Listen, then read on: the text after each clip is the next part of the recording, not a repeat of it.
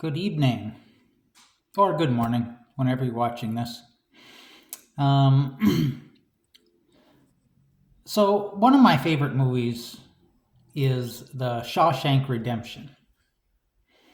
And there is a scene in The Shawshank Redemption where all of these prisoners are standing in the prison yard, and they had received this letter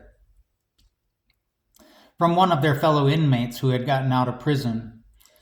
And in the letter, they find out that he had killed himself. And so the prisoner's name who had killed himself was Brooks. And Brooks was this elderly prisoner by the time they let him go. He had been in prison his whole life. And when they let him go, he didn't know how to function on the outside. And so being let out of prison was a bigger curse than being in prison, because Brooks had become institutionalized. And one of the other prisoners read, he says, these walls are funny. First you hate them, then you get used to them. Enough time goes by, and you can't live without them. I was thinking of that as I was reading the readings for today. One is the gospel reading is about, Jesus curing a man who had been ill for 38 years. And he's sitting outside of this pool that's supposed to have these healing properties. And whenever the waters are stirred up in the pool, they have these healing properties. And so everybody rushes to the pool before the waters stop. But he can't get there in time. Nobody will help him because everybody is, trying to get there themselves. And so over time, he's given up. And after 38 years, he's kind of gotten used to being sick. And so when Jesus asks him, do you want to be made well? It's a serious question. It would be like asking Brooks, do you want to be let out of jail? Do you want to be free? Do you want to be out of this prison? Because the sick man has learned to cope with life being sick. He's grown comfortable with it. So comfortable that maybe he can't even live without this life.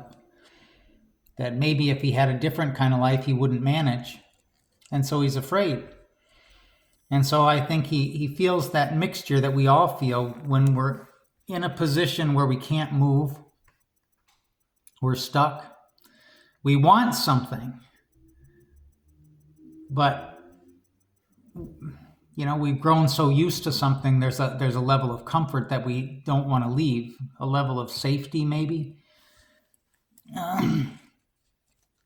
Reminds me of when I was a kid and I went off the high dive with the diving board at the swimming pool for the first time. And I climbed up onto the diving board and I'm looking down into the pool. And it looks a lot farther down when you're up on the diving board. And part of that reason is because, when you're at the surface level, you see the surface of the water, and the surface of the water, to the diving board is, I don't know how many feet. But when you're on the diving board looking down, what you're looking down at is the bottom of the pool because you can see through the water. And so it looks like you're jumping off this enormous cliff that's twice as big as what it looked like from where you were on the ground. And I remember standing on that board being terrified and wanting to jump off, but also not wanting to jump off. And there was a line of people wanting to get on the board, and they were very impatient, and they were either saying, jump, jump, and after a while they were saying, well, then come on back. If you're not going to jump, get off the board. And when we're paralyzed, when we're stuck, it's because we're feeling a yes and we're feeling a no. And so in the story, this leper, I don't know if he's a leper, he's crippled. He's stuck at this point in life. And so Jesus asks him a very direct question. Do you want to be made well? Because even change for the better is inconvenient.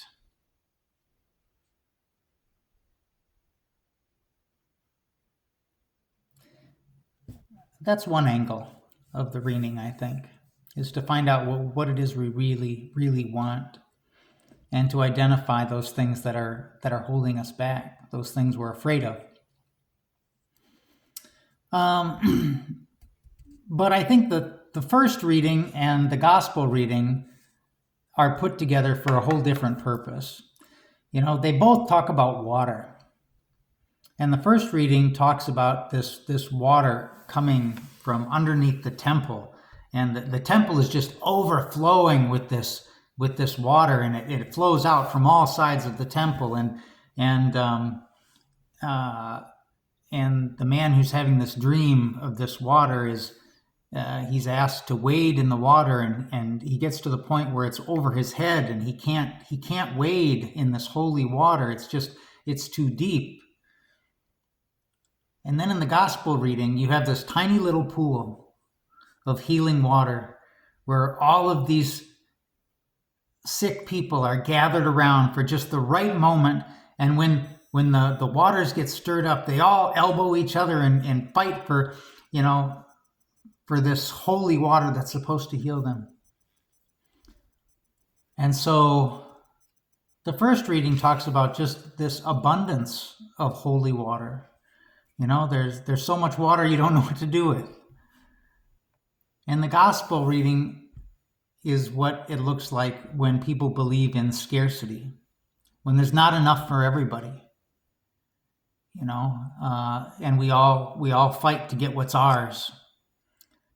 And it's this, just apocalyptic image of people fighting for scraps. Hungry people fighting for scraps.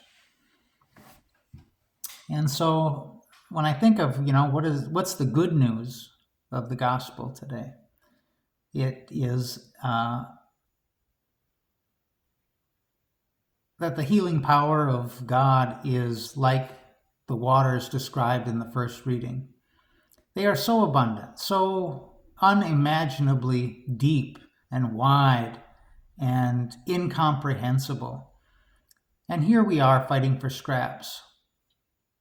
Not because all there is scraps. It's because all we believe there are scraps.